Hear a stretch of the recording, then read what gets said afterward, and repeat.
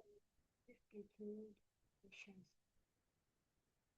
अब हमारे पास discontinued operation कब अकर होते हैं? जब मैनेजमेंट डिसाइड कर लेती है कि उन्होंने किसी एक जो है वो सेगमेंट को सेल करना है या फिर डिसकंटिन्यू कर, ये सेगमेंट जो है वो मेजर सेगमेंट चाहिए।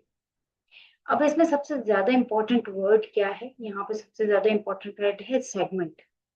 Segment is a major identifiable part of the business that has separate operations and activities। मतलब कि सेगमेंट एक मेजर पार्ट है बिजनेस का, लेकिन उसके ऑपरेशंस और एक्टिविटीज को हम सेपरेटली लिखते हैं या वो सेपरेट होता है। फॉर एग्जांपल, एक बैंक है वो अपना इंश्योरेंस के डिवीजन को डिसकंटिन्यू कर रहा है, या एक मैन्युफैक्चरिंग कंपनी है जो सेल कर रही है अपनी इलेक्ट्रॉनिक्स के डिवीजन को, या फिर एक मल्टीनेशनल कंपनी है जो अपना क्लोज कर रही है ऑपरेशन किसी एक स्पेसिफिक कंट्री में। तो लॉजिकली इस चीज को समझने की कोशिश करें कि क्यों एक डिसकंटिन्यूड ऑपरेशंस को सेपरेटली रिपोर्ट करना चाहिए।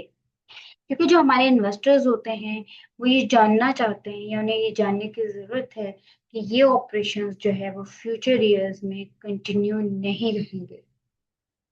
सपोज एक कंपनी जो है वो अनप्रॉफिटेबल डिवीजन को जो है वो उनका है, और उन लॉसेस को जो है वो उनकी बहुत सारी ईयर्स से चल रहे हैं और वो उनको एंड करना चाह रही है। अगर मैनेजमेंट डिसाइड करती है कि वो सेल कर देगी, उसे सेल आउट कर देगी, और फ्यूचर जो पॉसिबिलिटी है उससे हो सकता है कि सिग्निफिकेंटली इम्प्रूव हो जाए उसे सेल करने से, तो इन्वेस्टर्स के लिए ये इंफॉर्मेशन बहुत जरूरी होती है कि उन्हें ये इंफॉर्मेशन मिलनी चाहिए। अकाउंटिंग स्टैंडर्ड्स जो है वो देयरफॉर रिक्वायर करते हैं कि ये सेपरेट रिपोर्टिंग होनी चाहिए। सेपरेट रिपोर्टेड किस चीज की होनी चाहिए? नंबर वन, इनकम और loss from operating the segment before disposal, और सेकंड क्या है? गेन और loss from disposal of this segment. अब इन दोनों चीजों को समझने की बहुत जरूरत है। पहला जो पार्ट है, जो इनकम और loss from operating the segment before disposal है, वो ये रिपोर्ट करता है कि क्या सेगमेंट प्रॉफिट या लॉस अर्न कर रहा था सेल आउट होने से पहले। और सेकंड जो पार्ट है वो गेन और loss from disposal of this segment, वो किस चीज को रिपोर्ट करता है? वो रिपोर्ट करता है वेदर द कंपनी गेन और लॉस, क्या वो अमाउंट गेन कर रही थी या लॉस में थी जब जो है सेगमेंट को सेल कर दिया गया। तो पहला क्या है? वो बिफोर सेल या डिस्पोजल पे है, और जो दूसरा है वो हमें ये बताना है कि हमने जो डिस्पोज ऑफ कर दिया वो क्या गेन पे है, अमाउंट हमें रिसीव हुई है, या फिर लॉस पे हुई। सपोज एक कंपनी मशीनरी को सेल कर रही है, चाहे वो मशीनरी है, चाहे वो लैंड है, चाहे वो बिल्डिंग है, किसी भी डिवीजन की, लेकिन अगर उसे लोअर प्राइसेस पे कर रही है तो फिर वो अपनी क्या करेगी? वो फॉर एग्जांपल वो लॉस को अकर करेगी। कैसे?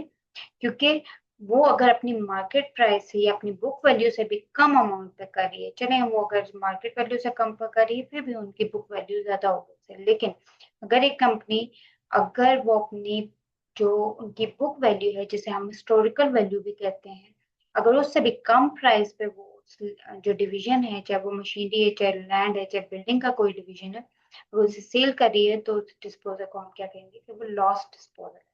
ठीक है, तो स्टूडेंट को ये चीज, आप लोगों को ये समझने की जरूरत है कि डिसकंटिन्यूड ऑपरेशन जो है उन्हें सेपरेटली रिपोर्ट करना चाहिए, क्योंकि वो नॉन रिकरिंग होता है। अगर एक कंपनी क्लोज कर रही है अपना कोई स्मॉल ऑफिस रूम, तो हम उसे डिसकंटिन्यूड ऑपरेशन में नहीं लिखेंगे। हम सिर्फ डिसकंटिन्यूड ऑपरेशन में वो वाली चीजें लिखेंगे जो मेजर बिजनेस सेगमेंट होता है।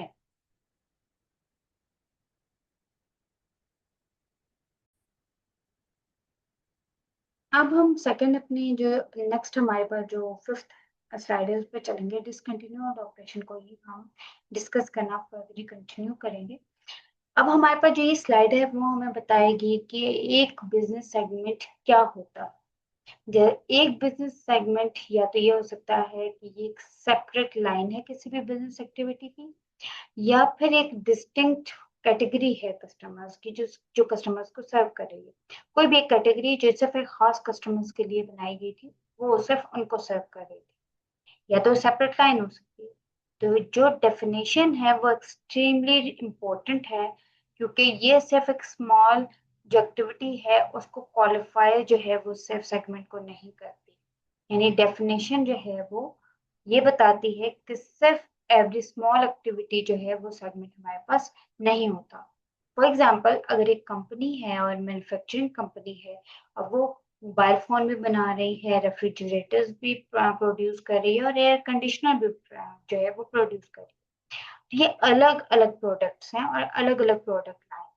तो जो ईच प्रोडक्ट लाइन है उसको हम लोग सेपरेट सेगमेंट कह सकते हैं। जैसे फॉर एग्जांपल मोबाइल फोन का है, तो मोबाइल फोन में भी आपको पता है डिफरेंट किस्म के होते हैं, डिफरेंट उनके नंबर वगैरह होते हैं, डिफरेंट उनके जो है फीचर्स वगैरह होते हैं। तो मतलब ये एक ही प्रोडक्ट लाइन में डिफरेंट आपको मोबाइल फोन होते हैं।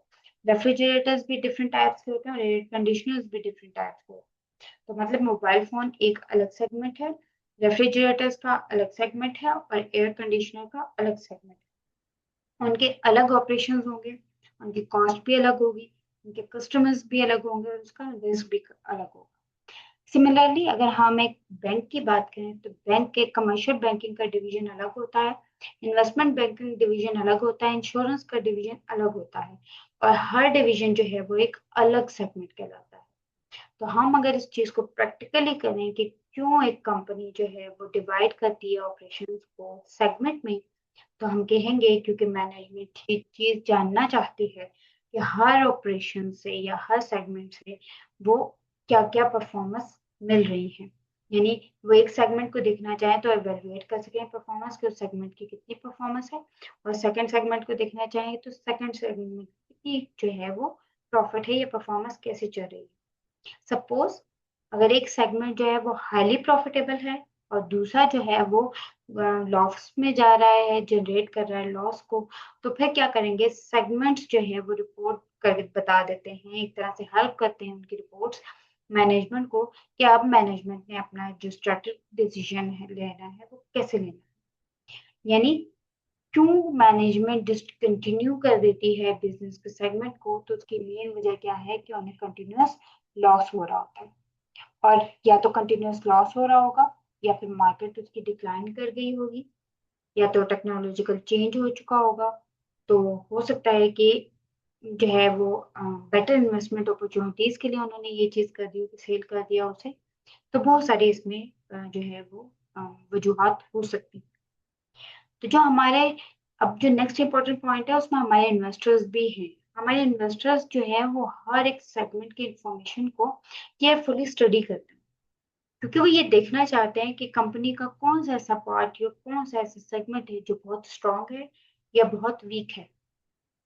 फॉर एग्जाम्पल, अगर एक कंपनी जो है वो ओवरऑल प्रॉफिट अपना जो है वो रिपोर्ट कर रही है, लेकिन एक सेगमेंट ऐसा है जो बहुत ज्यादा लॉस कर रहा है, जो हैवी अमाउंट में जिनके लॉस चल रहा है, तो अगर सिर्फ अगर उस जो हमारे पास उसका सेगमेंट है उसकी अगर रिपोर्टिंग को ना किया जाए, अलग अलग रिपोर्टिंग को, तो हमारे इन्वेस्टर्स को ये चीज समझ नहीं आएगी कि हमारे पास कौन से जगह या कौन से सेगमेंट में कौन सी प्रॉब्लम चल रही है।